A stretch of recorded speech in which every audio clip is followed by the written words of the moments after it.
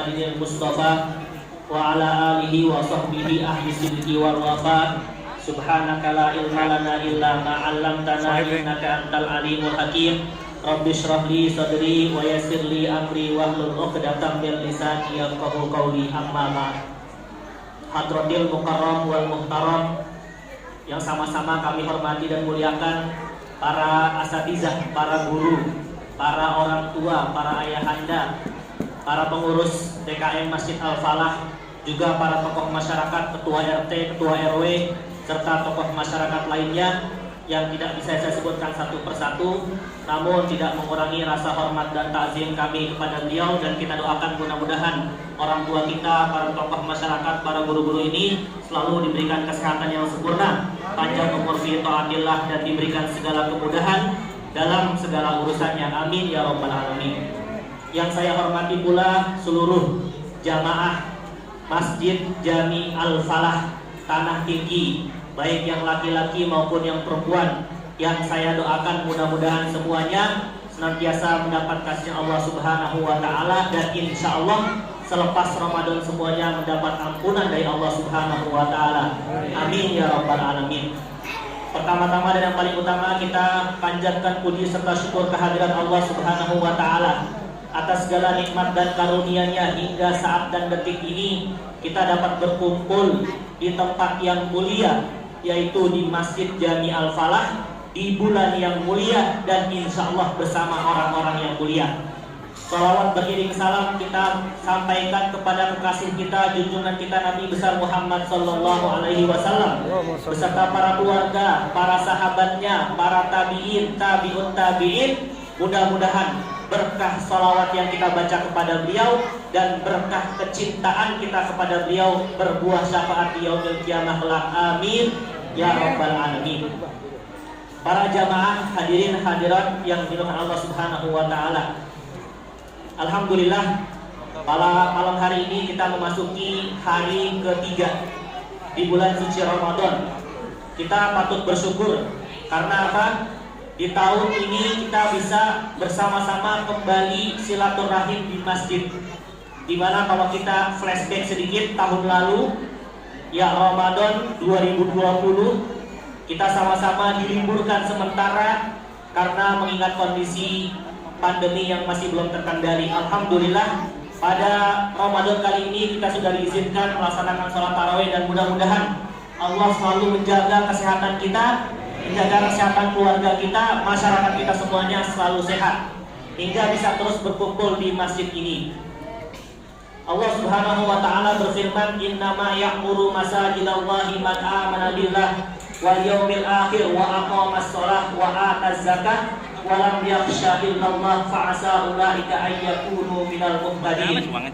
Yang artinya hanya saja orang-orang yang memakmurkan masjid-masjid Allah, yaitu adalah orang-orang yang beriman kepada Allah, beriman kepada hari akhir, kemudian orang yang menegakkan sholat, menunaikan zakat, dan tidak takut kepada siapapun kecuali kepada Allah, maka mudah-mudahan mereka adalah orang-orang yang mendapat petunjuk.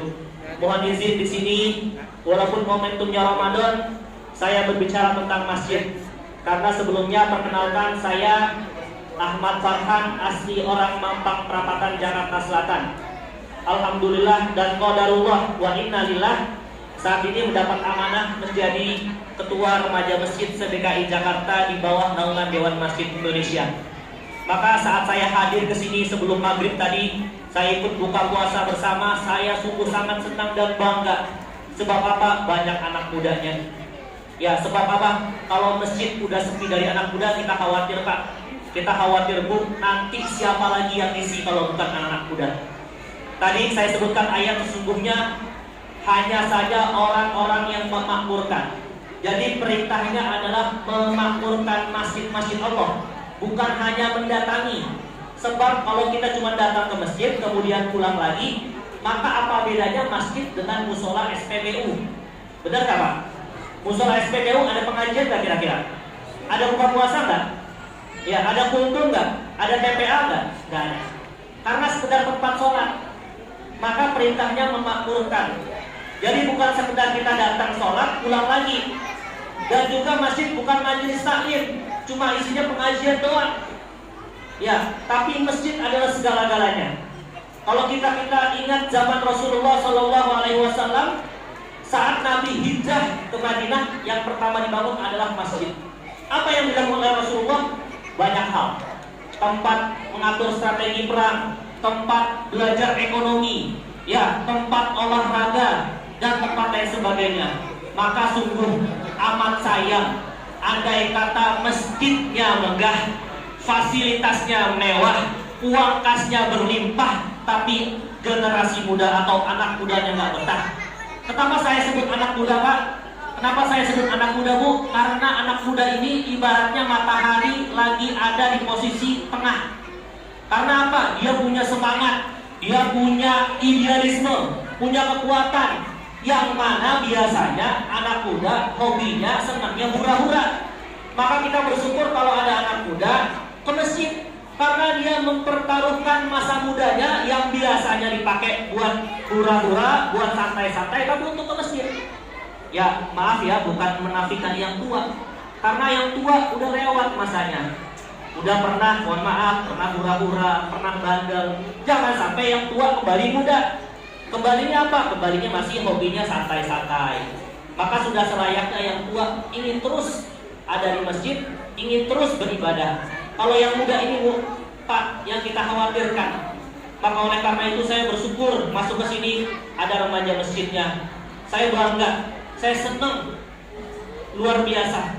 Jadi bukan masalah masjidnya megah.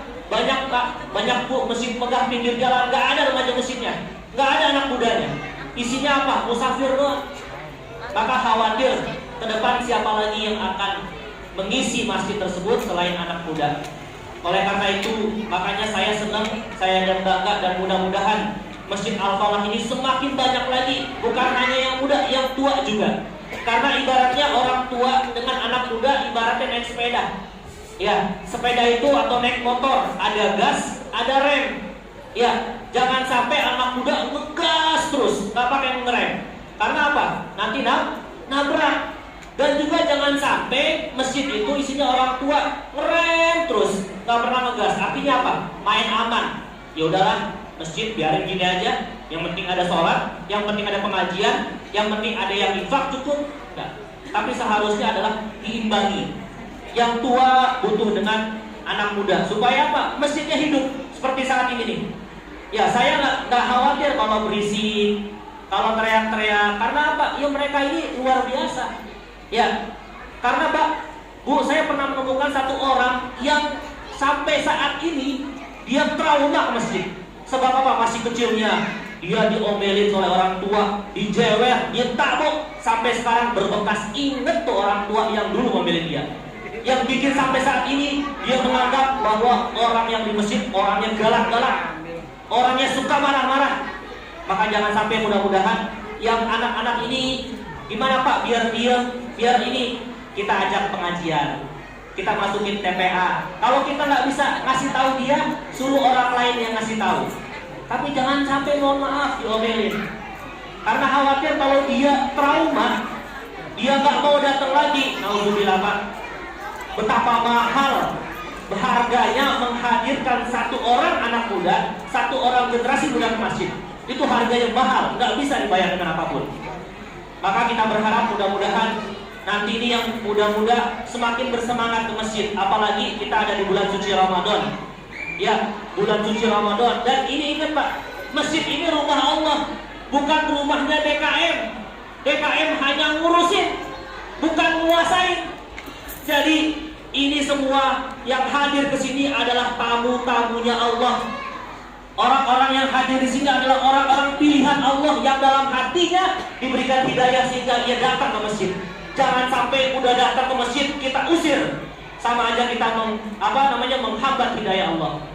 Jadi buat para pengurus DKM, ayo sama-sama kita layani jamaah, baik yang tua, baik yang muda, semuanya dilayani supaya masjid selalu ramai, selalu syiar. Ya, jangan mau kalah dengan tongkrongan, jangan mau kalah dengan pasar, jangan mau kalah dengan tempat jajanan. Masjid juga harus ramai.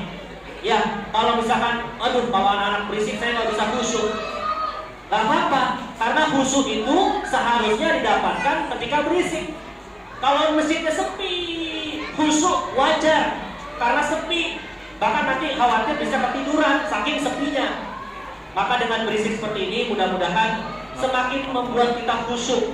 Karena kita sholat ingat Allah, bukan ingat anak-anak. Jadi betapapun ramenya, kalau kita insya Allah niat khusyuk, insya Allah Allah berikan khusyuk.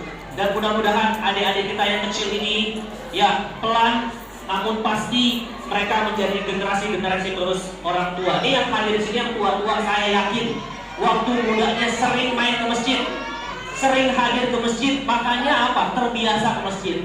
Tapi jangan sampai nanti yang kecil-kecil ini kalau tidak pernah ke masjid atau udah pernah ke masjid diomelin kemudian nggak pernah ke masjid lagi, khawatir 5 tahun, 10 tahun mendatang Al-Falah nggak ada jamaahnya.